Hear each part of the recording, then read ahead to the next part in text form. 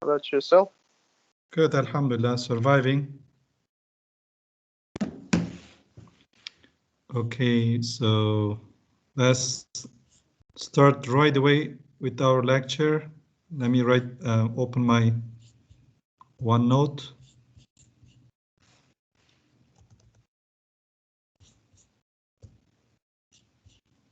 To share with you guys.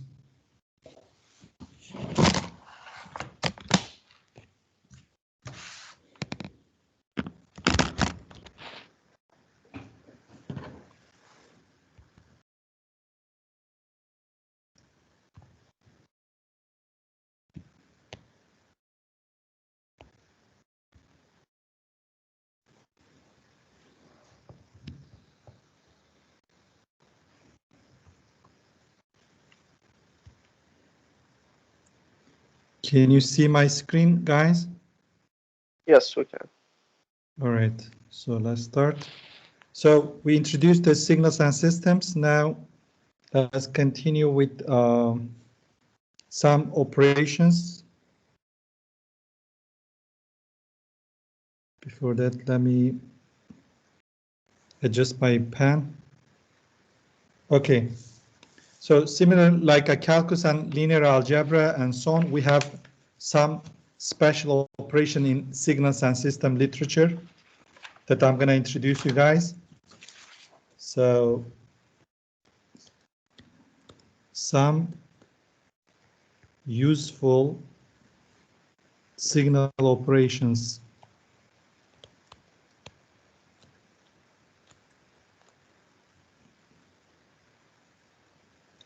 Okay, so as I mentioned, we have some operations in this area. The first one, we start with time shifting operation. So let me give you an example. Time shifting. So let me draw this signal, which is f of t,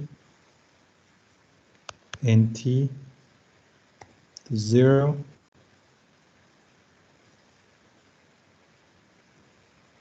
Okay. So another one. This is gonna be ft minus capital T, and another one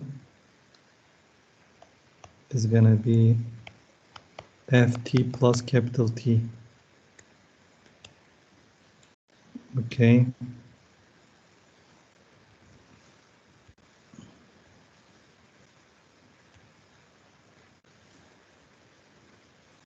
Okay, this my original signal is gonna looks like something like this. Okay, guys.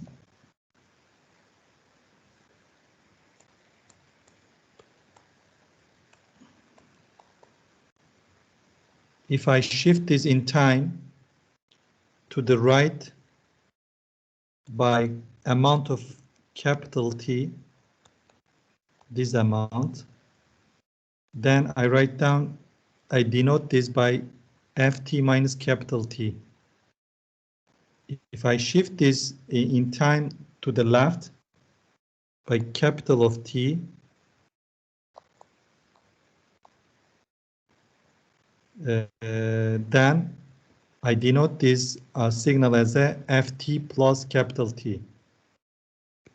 So this operation is called shifting in time or time shifting.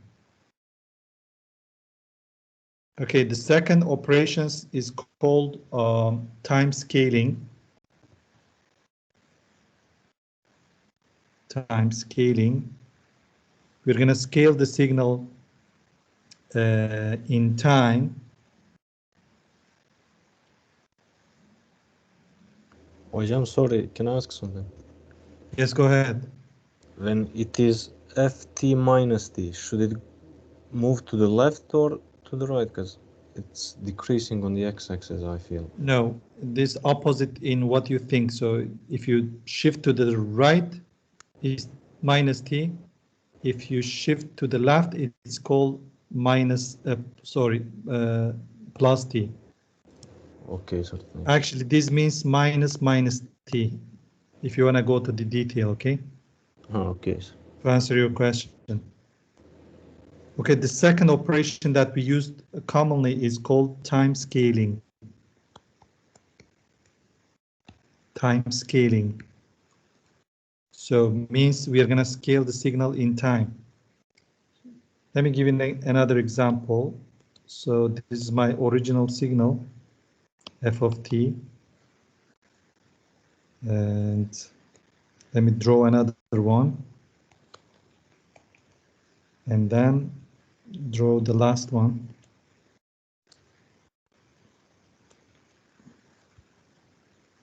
Okay.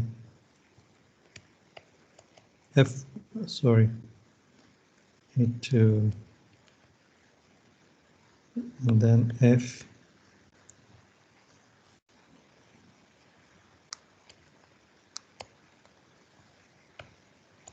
a times t, ft over a.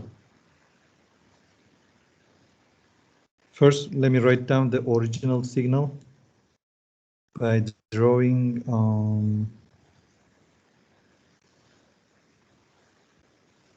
okay, this is my original signal. Something like this, okay, guys? T1 and T2.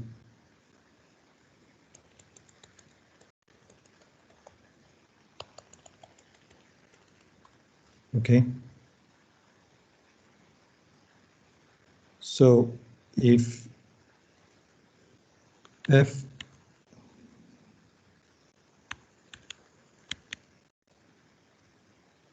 f times t, in this case there are two scenarios. If a is between 0 and 1, then it expands the signal, expands in time domain.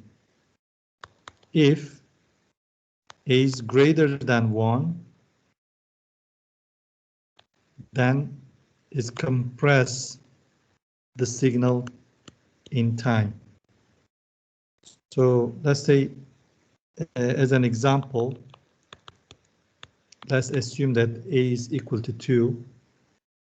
In this case, we're gonna compress the signal in time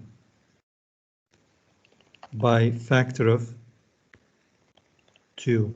So that means T1 over 2, T2 over 2. And if A is greater than 1, in this case, this is gonna be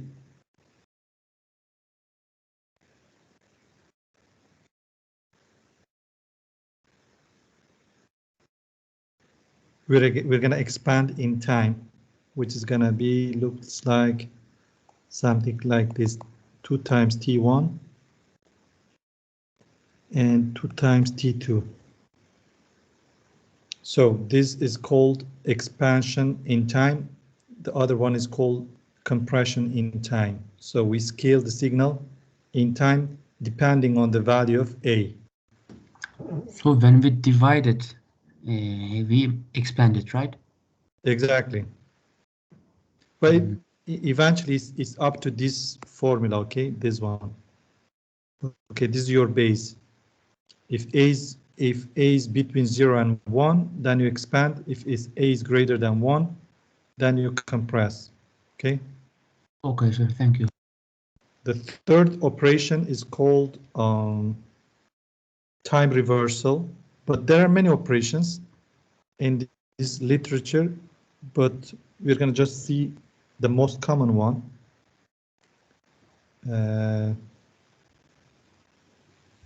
So the last one is going to be time reversal.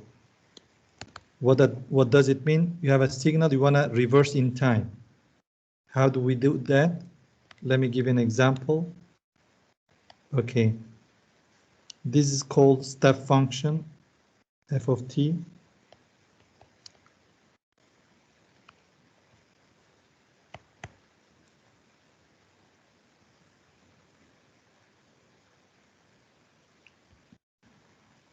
Okay.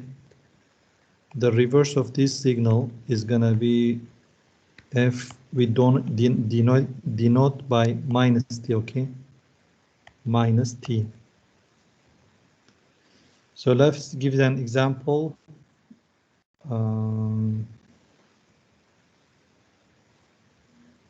So this is my unit step function. Looks like this. It's 0 for the t is less than 0. And for t greater than or equal to 0 is equal to 1. So the reverse of this operation is the symmetry of this signal with respect to the y-axis. So it's gonna looks like this then.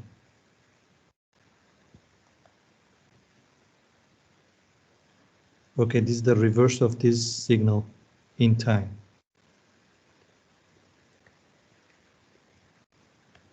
Okay. So this operation is called time reversal, to reverse your signal in time. Okay, these are the three common useful operations that we use in signals. And there are many, a lot that we will learn throughout the semester.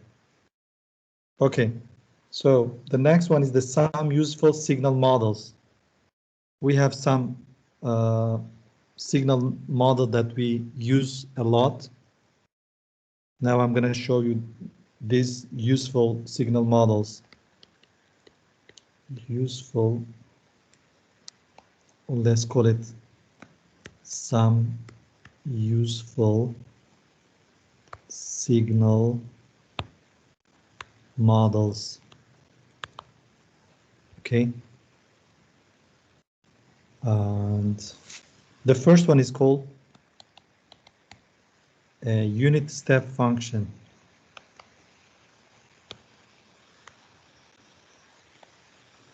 Unit step function. So it looks like this. I just give an example. U of t, t. So we denote by u of t. When you guys see the u of t, it implies that this is a unit function, okay? And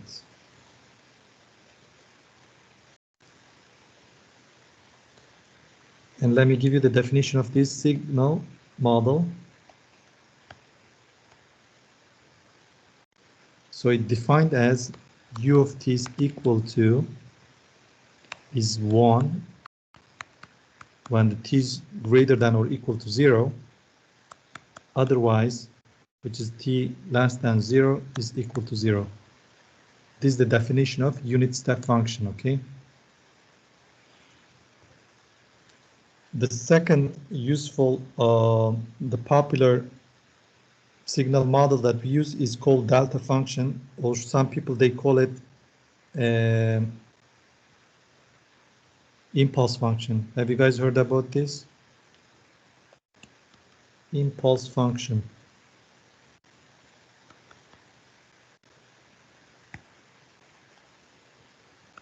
Anyone heard about Is this that? the one that goes at one for Yeah. one unit of time and then goes 0 the same unit of time, then back 1 again? Yes, exactly. And we don't denote by delta of t. And so, and it looks like this, as my friend mentioned. It has only value at t equal to 0, and for the remaining is equal to 0. So delta of t is equal to 1 when t equal to 0. Sorry, t equal to 0. Otherwise, for all the remaining is equal to 0. This is called impulse function, or some people, they call it delta function. And this is one of the most popular function that we use in this course. And the third one,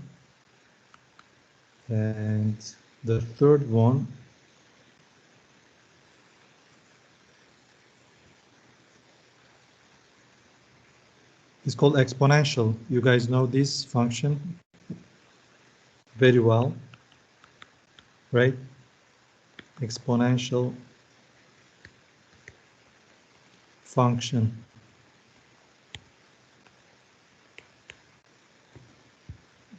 You guys know this by heart, I guess, right? Let me define it. So it's something like this. It depends on a value.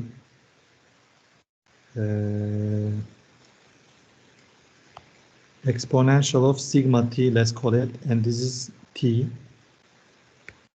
the 0.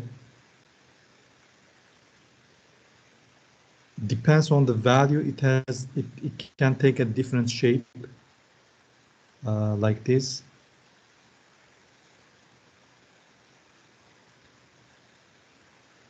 So when the sigma is equal to 0, as you know, is equal to 1. And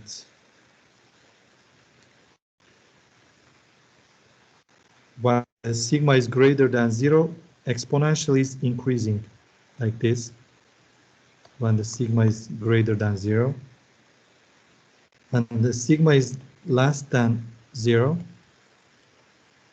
it's exponentially decaying. So it's really up to the value of the sigma. If you define the exponential as an exponential power of sigma t. Yeah. So Wait, doesn't it on the values of sigma less than 0 go to like it goes to like limit to 0, or does it go up? exactly. Yeah. So if you extend it, it goes to 0 like this. Okay. Okay.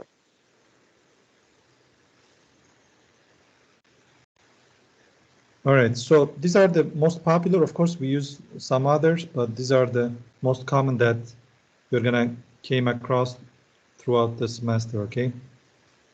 So after introducing these some useful and popular signal operations and models, now just another important things before that, then we're gonna start with the systems. So the last note that I'm gonna give you in this, in terms of signals, what happened?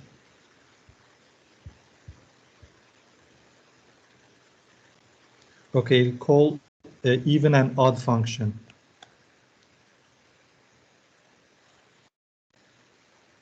Even and odd function. It's changing, guys.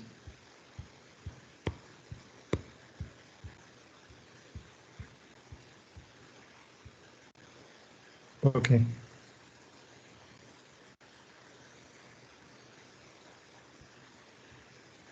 So the last one is even and odd function. Even and odd functions. You know already this one as well, but let me define it again. Even function is defined as follows.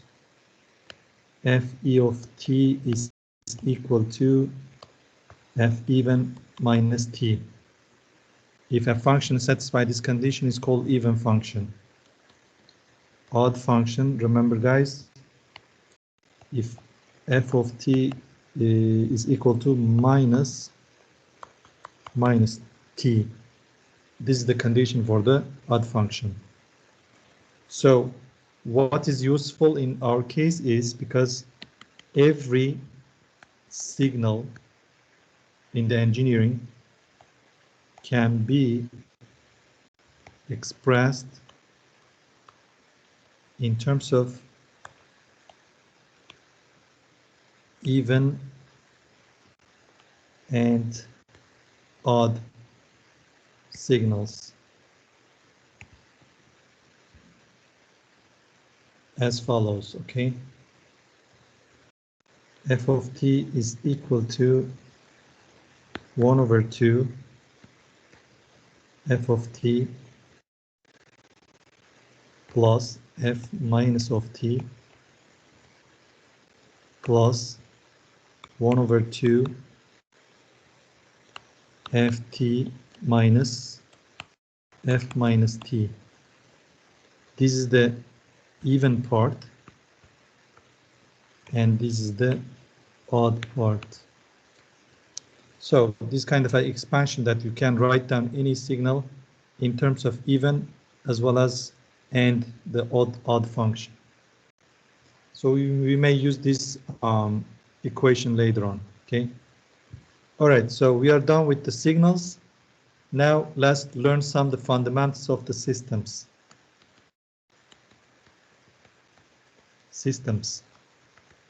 Remember, in signals we classified the signals. Here we are going to classify the system as well from the mathematical perspective. But before that, let's remember the definition of the system. What was the system? Definition. They are used to process signals for what? In order to modify or to extract additional information from the signals, from the input signals. Okay, guys. So why we use the system? They are used to process the signals, the input signals, in order to modify or extract some useful additional information, right? So we're gonna show a system by the following notation. It's gonna have a function which is called h of t. This is the impulse response of a system, and the input signal is gonna be f of t, and the output is gonna be y of t. So this is the input signal. This is the output signal, and this is called impulse response of system. Okay. So we define simply the systems mathematically using this definition. Okay, now let's move on to the classification similar to the signals. The classification of systems. The classification of, so we need to go down.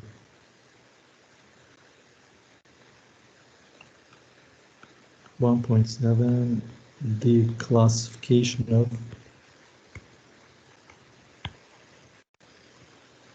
systems.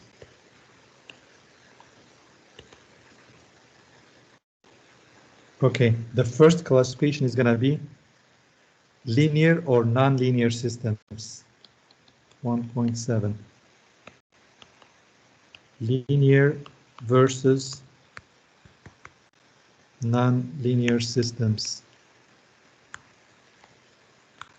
In terms of linearity, so how are we going to know that a given system is a linear or non-linear? So if it's a linear, it needs to satisfy some condition that just we're going to learn. So the first feature is called additivity. Additivity. What's the additivity? So let me explain this way. I have a system H, and I applied C1, and the output is going to be E1. And same system. Now I apply the C2, a different input, and the output is going to be E2. Then for all C1, and the C2 inputs, if it satisfies the following, if I add them up, these input together, and the output is the sum of the respective output, then this system satisfies the additivity condition. Okay? As the name implies, if I add two different inputs, if the output also is the sum of these respective outputs, then this system is satisfied the additivity condition. It is not enough for the linearity, so we have another one. It's called homogeneity. Homogeneity. It needs to satisfy this condition also. So what is this homogeneity? Homogeneity is defined as follows. Similarly, I have a signal, sorry, the system of H. Yeah, if I apply the input C and the output is E, then if this system is a homogeneity system, if I multiply with the K constant, the output is also multiplied with the K constant.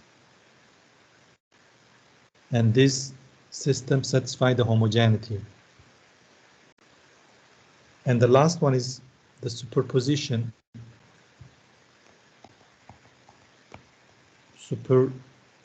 Superposition. Actually, superposition is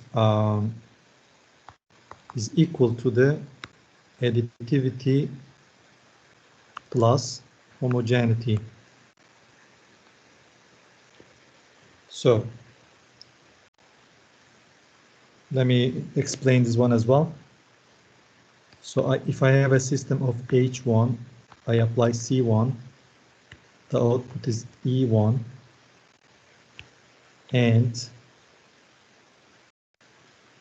if I apply C2, the output is E2,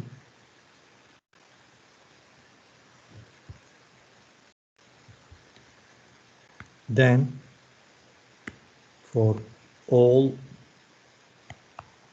values of constants K1 and K2, this is my H, K1 times C1 plus K2 times C2, then the output is gonna be K1 E1 plus K2 times E2. So superposition is actually to applying the additivity and homogeneity conditions simultaneously to the system. So if it satisfies this condition, then such system is called linear. So in summary, either you're gonna apply this additivity and homogeneity separately, and it must satisfy both conditions in order to be classified as a linear system, or the other one that we mostly prefer that we're going to use in this course is just to apply the superposition condition, which is the combination of additivity and homogeneity. So if a system satisfies superposition condition, then such system is called linear system. If a given system satisfy the superposition condition,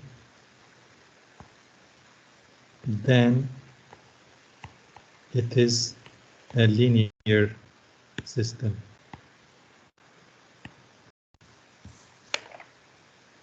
Otherwise, Otherwise, it's a non-linear system. Okay. So this is basically the condition that we're going to apply to a given system to decide whether it is a linear or a non-linear system. Let's have an example to apply this condition and see together. Example, and you're going to see how we, identify a system. We use a differential equation. I'm not sure, I think you guys took this differential equation in one of the previous courses, right? Yes. Okay, let me give you an example. dy of t dt plus 3 times y of t is equal to x of t. This is my system equation. Simply, the input is x of t, the output is y of t. And the question is, is this system a linear system? That's the question.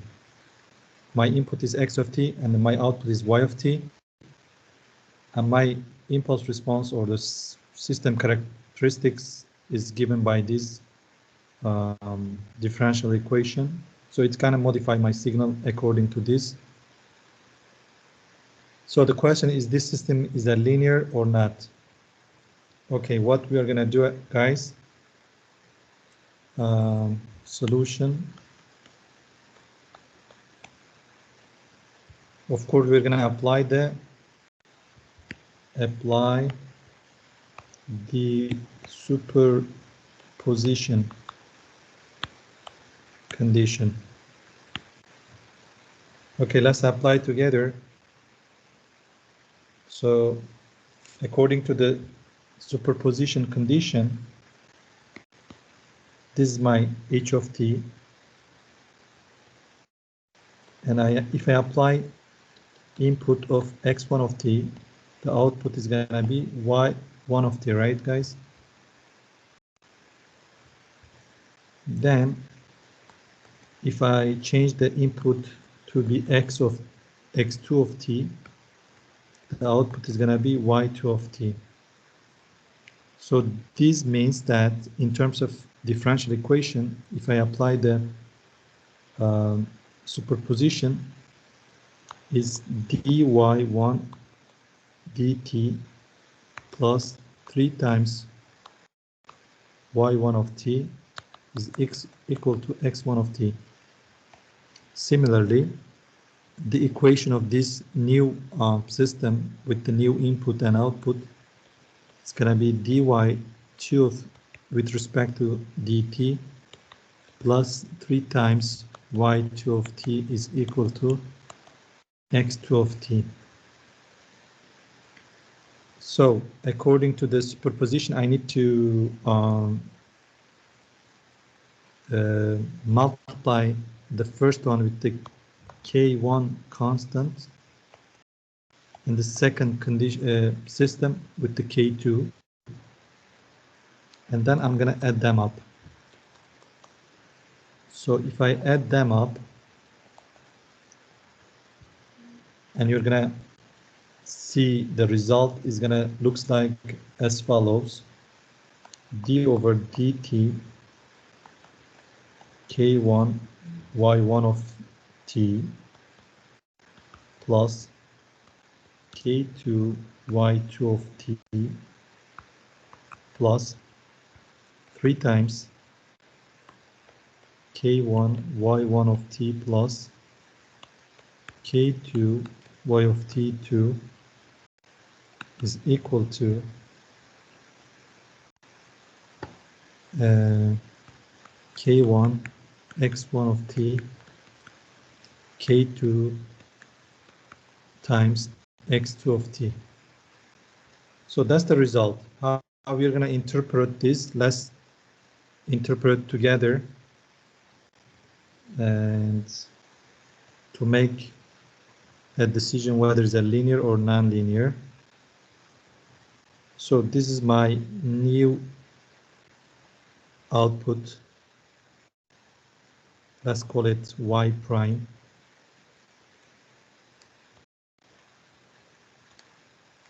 Right? Y prime. This is my also new output y prime of t, and this is my new input x prime of t.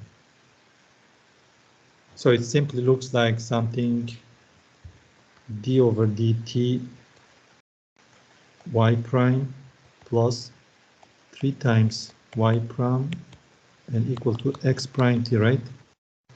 And it looks like exactly to the original It's signal. linear, yeah? Yeah. So according to our interpretation, when the input is x prime of t, which is equal to k1 x1 of t plus k2 times x of t, then the output is y prime of t is equal to k1 times y1 of t plus k2 times y2 of t. Then, as my friend says, since it satisfies this superposition condition, it's a linear system. Okay. So if it satisfies the superposition condition, we call it linear. If it doesn't satisfy, violates this condition, and then it's called nonlinear systems. But nonlinear system is very complicated system, which is we come across in many practical systems. But it's out of scope of this course, so we're gonna just focus on the linear systems from now on. Okay. Okay, that was the first classification in terms of linearity. There's another important classification category which we call time invariant versus time varying systems. So whether the system is a time varying or is a time invariant. What does it mean? Whether your system is varies or change by the time or not. That's a really important classification. So the next one Isn't all the signals we've seen so far are time dependent? So like it's x of t, we get the value of it based on the time? No, you're gonna just see it. So Okay. it's different than what you think, yeah. Okay, let's see it together. And might change my pen. So the second classification is time variant versus time invariant systems.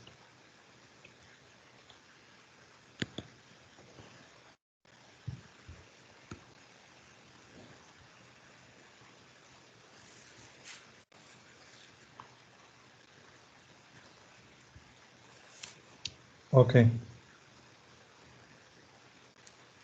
Let's first start with the time invariant system.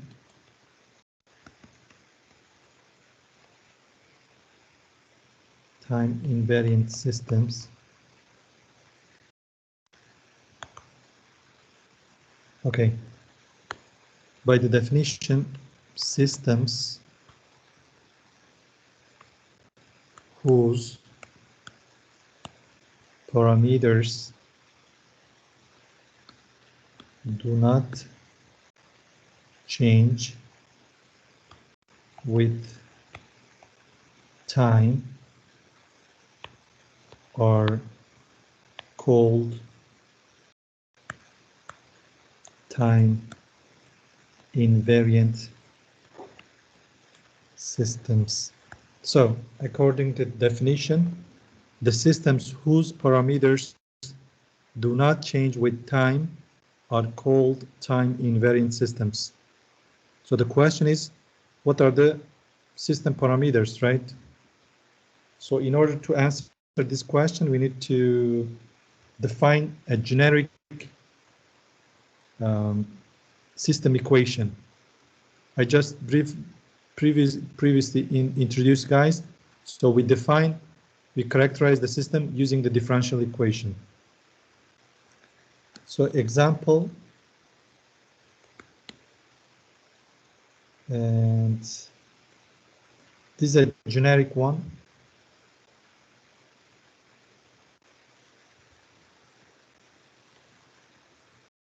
Differential of y with respect to the dtn plus the parameters a n minus 1 times differential of n minus 1 y with respect to the dt n minus 1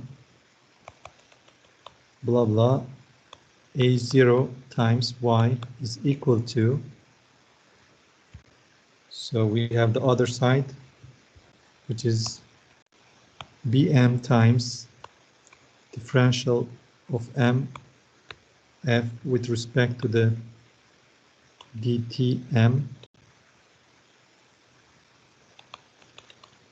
blah blah b1 times differential of f with respect to the dt plus b0 times f. So this is a generic system equation, differential system equation that we use.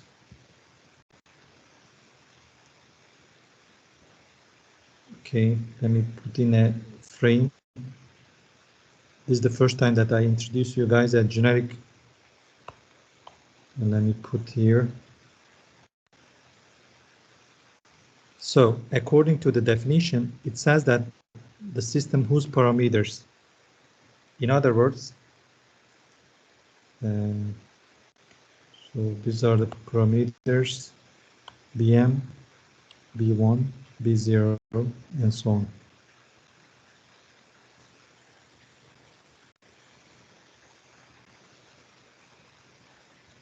So in other words,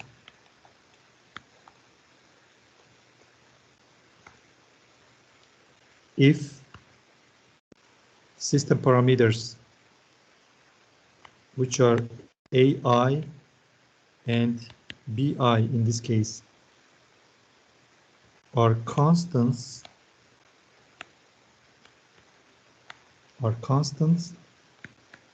then it's a time invariant system.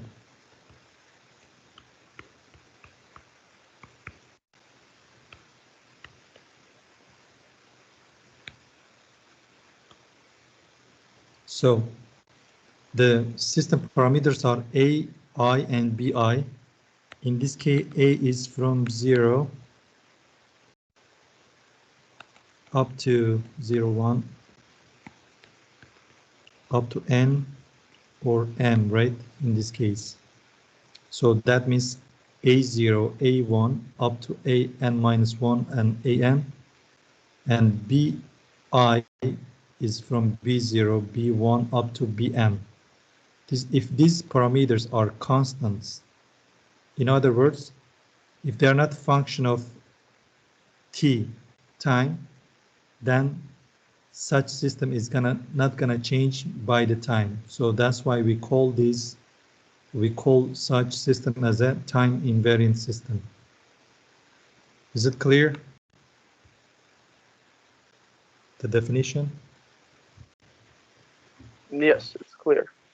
Okay, let me give you a visual example. What does it mean if a system doesn't change by the time, or if it's a time invariant system? Another example.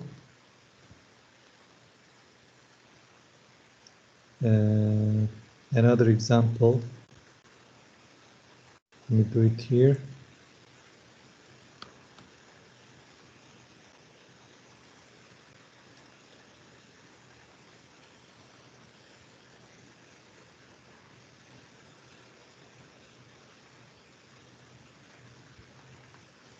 Example.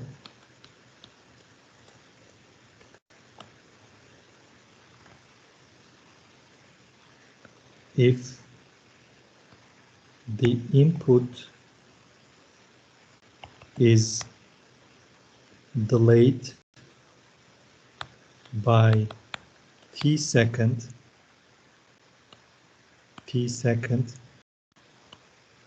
the output is the same as before,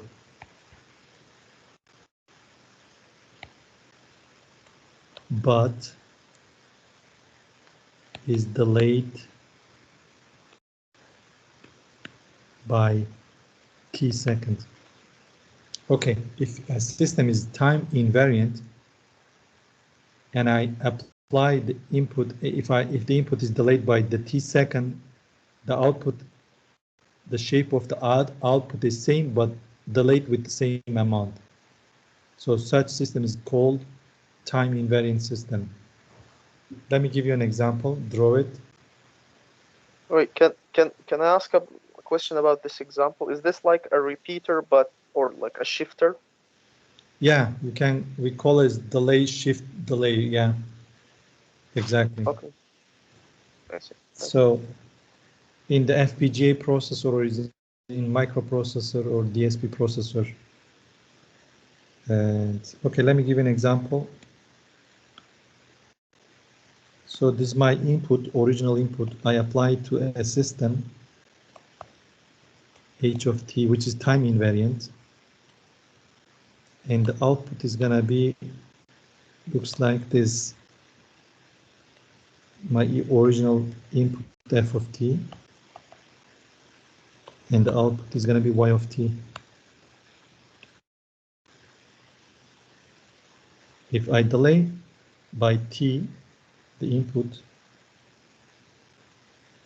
if the input is delayed by t second, means ft minus capital T. So it's gonna looks like this.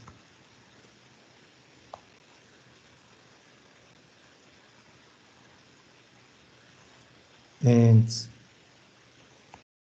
what about the output? How is gonna be affected? It's gonna be yt minus capital T. Visually, let's see the effect of this delay together.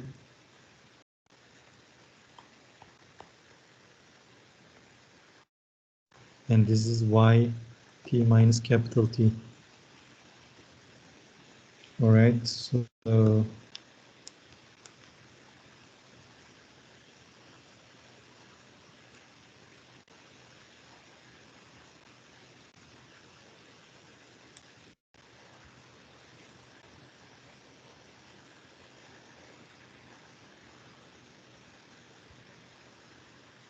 right.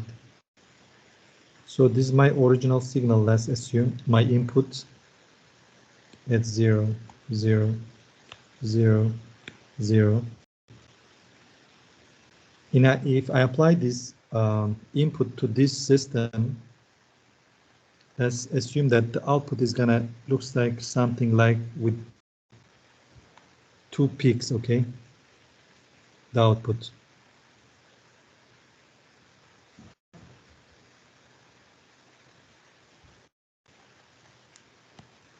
Let me extend this a little bit. Sorry.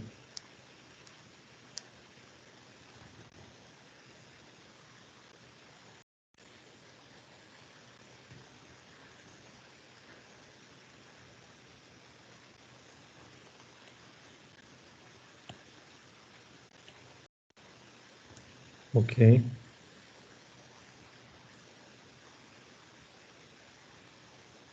Okay. So we assume that was red, right? We assume that if I apply f of t to the signal, the output is going to be something like this. If I delay this input by capital T, means something like this by capital T, the output should be same shape, but the delayed version of this, okay? The same shape, but delayed version of this, okay? Then such system is a time invariant system. So it means that it doesn't change by the time, okay? Even if you delay the input by capital of T second, the output is going to be delayed, but with the same shape. Such system is called time invariant system. Okay, let's look at the time varying signals then. And then we have a break, okay? And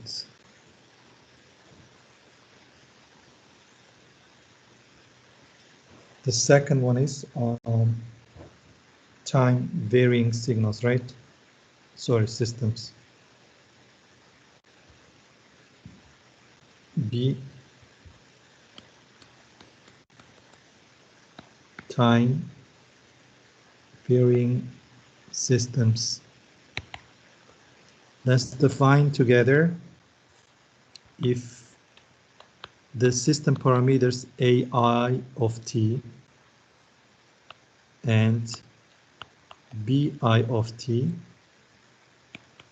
then such system is called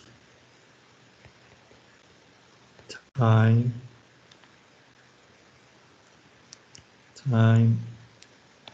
varying systems. So as you see, the difference is in the previous, the system parameters AI and BI was not function of t. In this case, AI is a function of t and BI parameters are function of t. So in other words, these parameters can change by the time. So it can change the characteristic of your system basically. And so the key point is here, this t, okay? Because of this t, such system is called time varying system. Let me give you an example.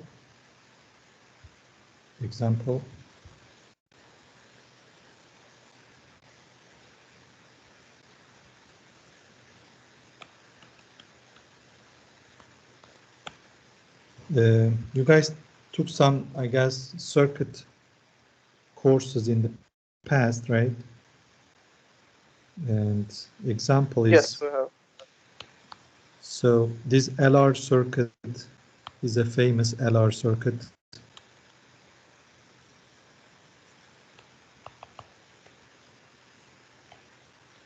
And you see some application of this course to different engineering, starting with the electrical engineering. So this then inductance, this is a resistance, which is a function of T. And this is our voltage, which is going to be input of the system. And we have the I of T, which is the current, right? So this figure is for what? LR circuit. So we analyze such systems, which is a simple system, LR circuit, using this analysis tool that we are going to learn. So the system equation of this signal, you can write down like L di of t over t plus r of t times I of t, and is equal to f of t. Okay.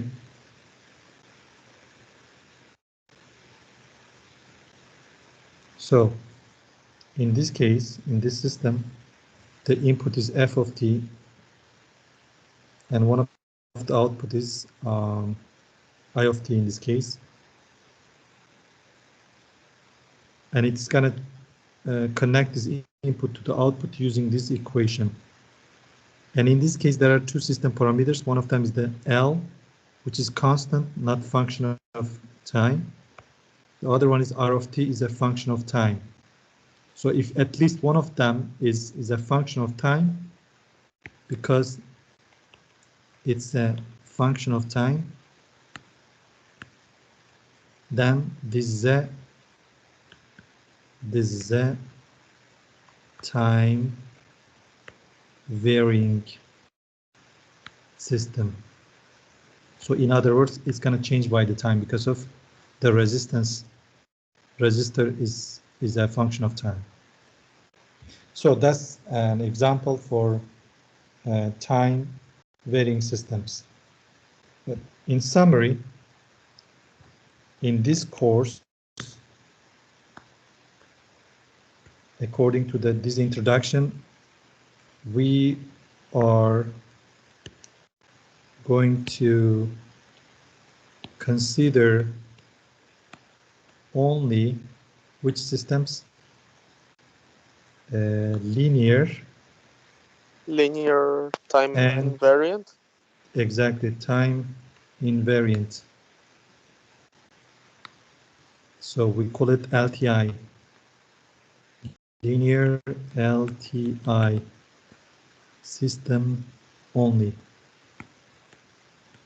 Okay. Perfect. But you should know the other, like what's the time varying, what's the nonlinear system, because they are very complicated. So we start with the simple one. So which is the part of this course, we only consider the linear and time invariant systems. Okay, guys, let's have a 10 minutes break and then we'll continue. Thank you.